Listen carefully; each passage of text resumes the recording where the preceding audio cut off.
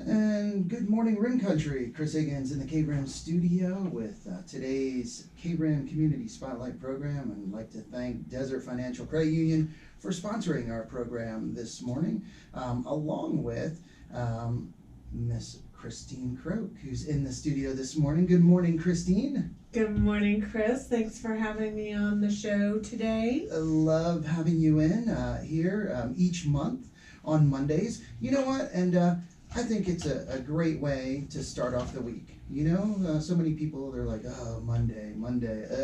But you know what? This is a great way to start the week with you in here sharing just about different organizations and things that you're passionate about and things that are happening in our community. So I love it. It is great. Christine and friends. Love always bringing somebody along.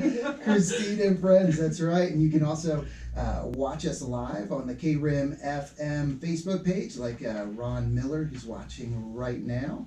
Good morning, Ron. And today, you brought with you Mr. Paul Brocker with the Aspire Foundation. Good morning, Paul. Good morning, Chris. It's great to be here. We appreciate the opportunity to let people know a little bit more about Aspire. Well, you're very welcome, sir. And, thank Christine for bringing you in today. Yes. And, and we'll get into the connection here, how you're connected to Aspire and how that came about. But first, you would just like to give maybe a little update about something else you were involved in, and that's the Adventure Club and a fundraising event. Yeah, so ERA, our brokerage, wanted to raise $3,000 for the Adventure Club here in Payson. Mm-hmm. Scott Davison has co-founded that great program for the kids. Yeah. Anyway, so we had last month we had Jennifer Smith here, and they actually helped us with a huge grant, and so we were able to raise $7,100 with the help of MHA grant for the kids. $7,100. $7,100 total. I mean, this is like for trips and bicycle parts and just everything. And what also is really amazing that there was 2 volunteers that have stepped up and are now helping him with the trips and whatnot. So.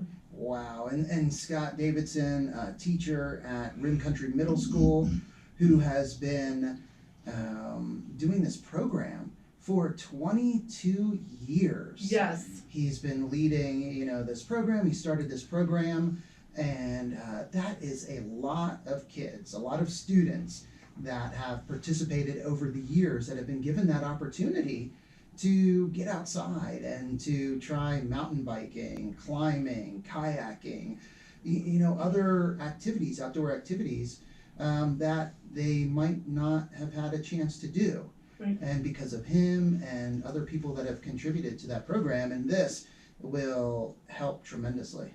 Yes. So a big thank you to ERA Young Realty, to yourself, and everyone that contributed, and everyone that's been helping out with that program over the years. Yes, and thank you MHA for matching the donations. Just fantastic, so grateful. I love the community collaboration. It is great. Great things happen when we work together. Yes. That's the bottom line. Also, just real quick, another organization that is near and dear to your heart that you are heavily involved with is Timeout Shelter. And there is a golf tournament coming up, isn't there? Yes, there is. I'm still acting president, and we have our golf tournament coming up May 14th, everybody. And we are looking for hole sponsors and players. We need some foursomes out there. It's $360 a team, or individually $90 a player.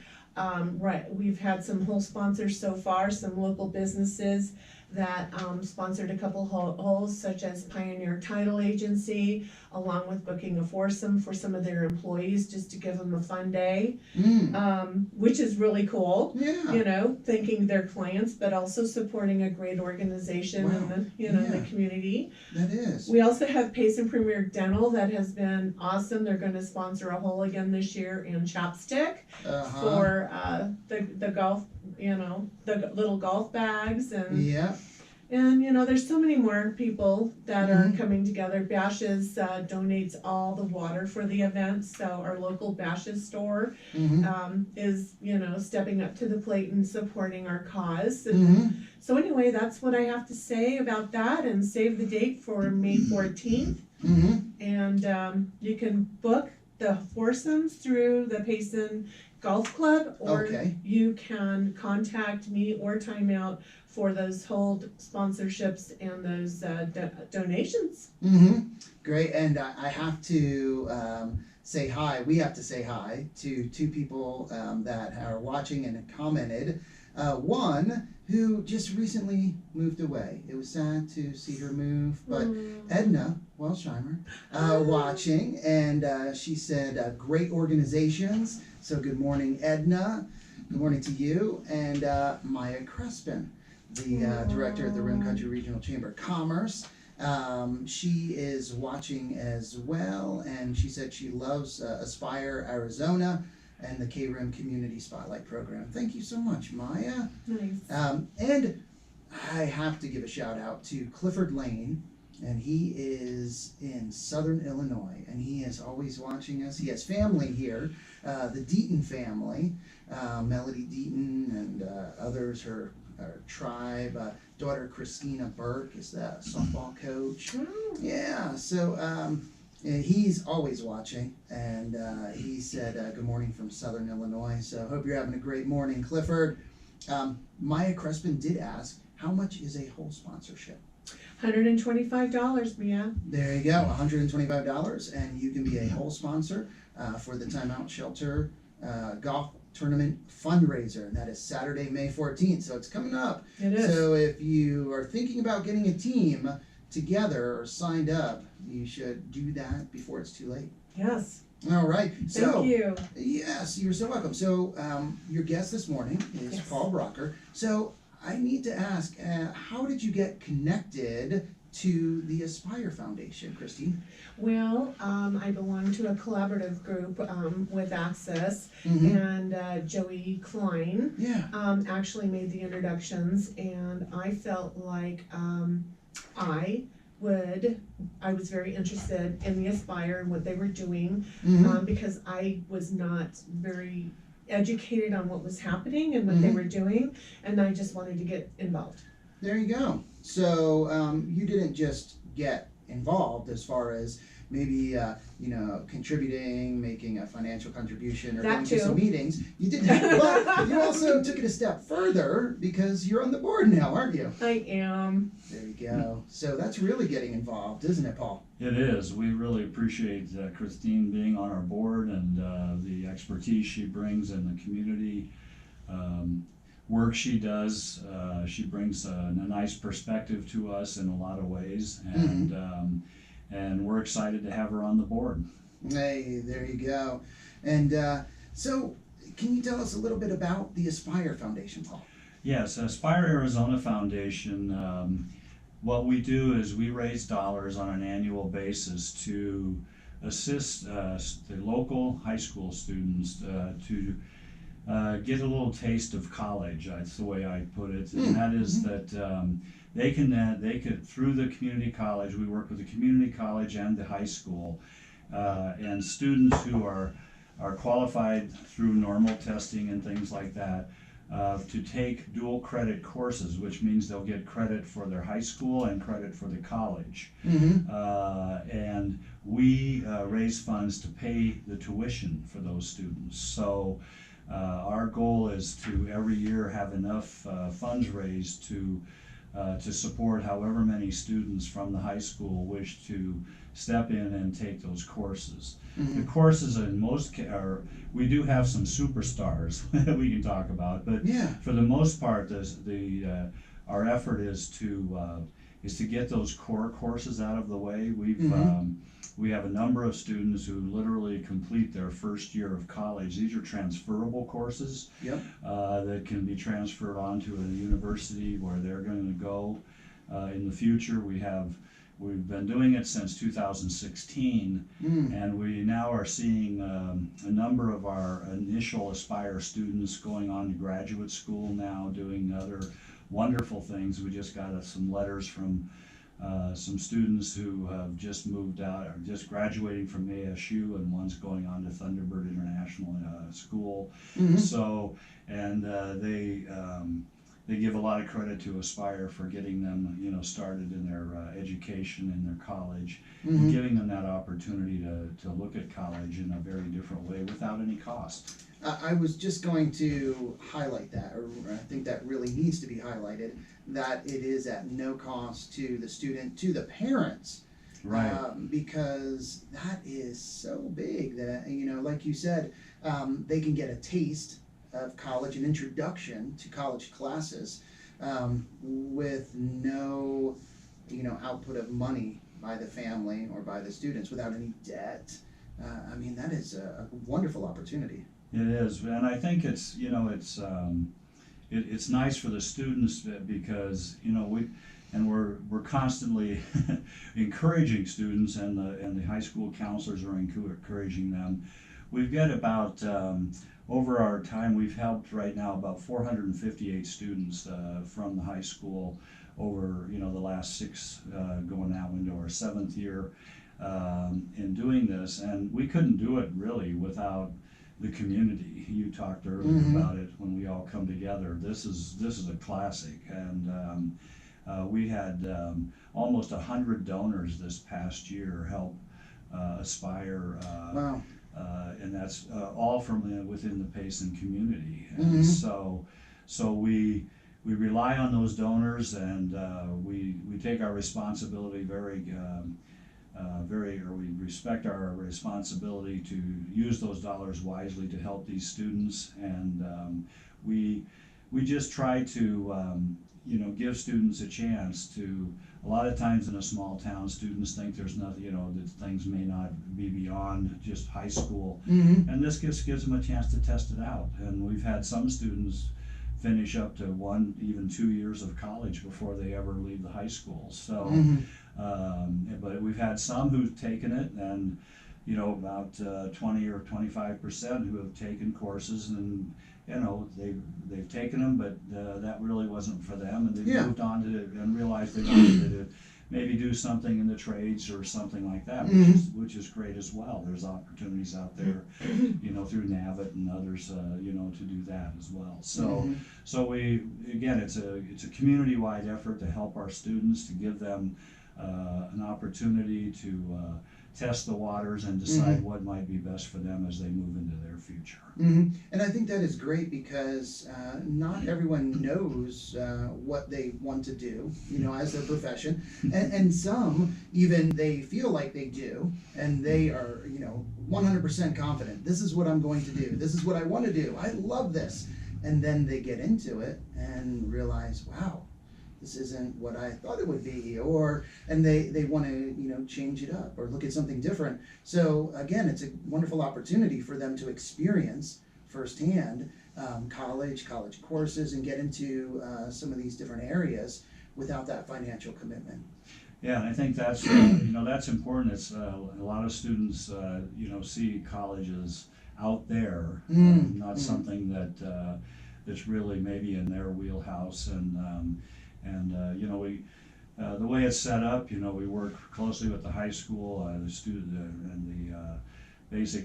People ask me all the time, well, how much do you pay for their books? Well, the school district covers that for them if they go into the dual credit program, and so basically they're stepping into a program, and their tuition's paid, their books paid, and all they need to do is study and try to make sure that they do well in the courses. And they get that ability to see if, again, as we said earlier, is college right? Many of them, we have over about 33% of them have gone on to complete at least one full year of college. So that's pretty impressive. 33%. 33%. Isn't that amazing? That is. That really is, that they complete 1 year of college. And when you're looking at, you said that, they're transferable credits. Yes. So average cost of tuition at a four-year school approximately? Well, we've used the ASU model, Mhm. and basically now, well, you know, I'm sure costs have gone up a little bit, Yeah. but our estimate is that if they finish a full year through the community college, through the dual credit program, where they've really taken care of all their core courses and things like that, can really step into a sophomore year opportunity to get right into their major and do those kinds of things that they want, you know, that are real interest to students. Yes. You know, everybody goes through the core course thing and goes, Yeah. oh my gosh, why am I doing this? Yeah. Yeah. But if all of that's taken care of before you even get to your university, and those credits are transferred in, then you're beginning, you know, the work of into the area that you have an interest in your Yes. major. So we think those, you know, that kind of lift gives students an opportunity to save about $12,000 a year.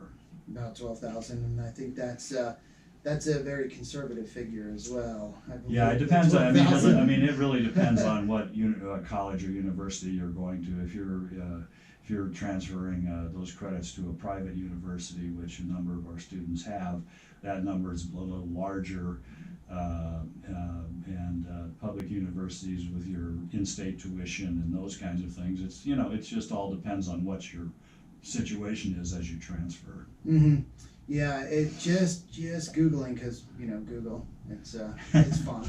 Yes. But the average, it says for 2021-2022 academic year, the average price of tuition and fees $38,000. Wow. The average. So $10,700 at public colleges in state. So just like you were saying, right around that $12,000 for in-state tuition public, where 27,560 at public colleges for out-of-state residents. Right, out-of-state and in-state tuition It's a lot of money. very Yes. greatly. So Yes. I'd like to add that there was a recent Aspire breakfast, Oh yes. and I was just amazed when one of the alumni came up and spoke, and she actually spoke to her peers because she mentioned that she was there 4 years ago, and she graduated from NAU with a full ride, full Wow. $0, correct? Correct. Wow. And She had done. She had taken a full year of or a little more of Aspire dual credit Yes. courses, and then she entered NAU, and then moved on with scholarships and things through NAU, and came out with no student debt. Wow. And she came back to Payson, and she's currently employed at the community college.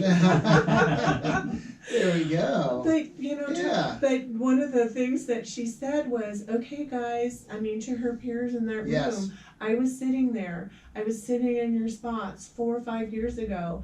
Take that math class now, because that math class is $2,000 or more in college. And I Yeah. just loved her energy and her story, because she's definitely a success story. She is, and we're getting more and more now. As I say, I received some wonderful letters from students that wrote back to, thank Aspire, because they're now just finishing their full college degrees, similar to this student, and they recognize, what this did and Yes. how it helped them. And I really think I look at Aspire as really a community, a way for the community to sit in and embrace the students and give them that extra lift out of a small town to to really make some great career decisions on what they want to do. And now the students that participate in Aspire are recognized at these breakfasts Yes. that you have. Yeah. Yeah, we have a couple of awards that we give. We have an Aspire honor roll, and the students that are 3.5 or more in their Aspire dual credit courses, we present them with certificates. Wow. And then we have the Aspire Ambition Award, where students who have taken more than 20 hours of Aspire dual credit, the dual credit programs that Aspire pays for, they become our Aspire Ambition students, and we give them one as well. And the breakfast is for students who, in one or at least in one course of their dual credit, have received an A. All right, that's great. Now, future goals of the Aspire Foundation. I mean, you guys are already doing incredible work, but you're looking to the future and ways that the program can probably be enhanced or things Well, like we're always looking at, what we can do. Our real mission is to make college accessible and affordable for students, so we're always looking at those kinds of things. But obviously, our goal every year, we have a very clear goal every year, and we just spring semester just started a month or two ago, and we have 82 students in there right now, and so we're paying for that tuition. So in the fall we expect maybe even more now, because we had a little downturn during COVID, and we're thinking that we could see some uptick as we go into the fall semester. And so our real focus is to make sure that we have dollars in the bank to pay for these kids. And so we're doing our own, Timeout's doing a wonderful tournament. I play in that tournament, and it's great. And then our Aspire Arizona Foundation tournament is August 13th. And again, we'll be starting that promotion here in May, and getting out to get folks involved and so on. We did our first tournament last year. It was very successful. We were appreciative of the business community support. And you mentioned Premier Dental. They were supportive of our tournament last year as well, and many other businesses in town. And we just appreciate folks realizing that these are dollars that are going right back to our own kids here. They're not going out of town.